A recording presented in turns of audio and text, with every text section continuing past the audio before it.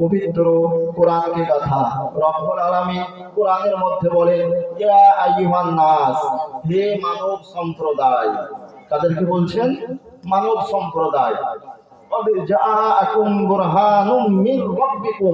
নিশ্চয় তোমাদের কাছে খোদার পক্ষ হইতে একটা মুজিজা এসেছে। কি এসেছে? দলিল, যাকে আমরা বলি দলিল।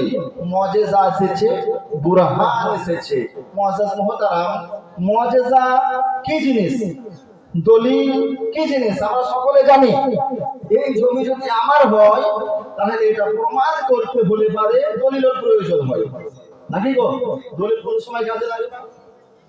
কোন জিনিসকে প্রমাণ করতে হলে যে দলিলের প্রয়োজন হয়। এই জমিটা আমার, মুখে বললে তো হবে না, দলিল আমাকে পেশ করতে হবে, তবে জমিটা আমার হবে। তো আল্লাহ কি বলছে, হে মানব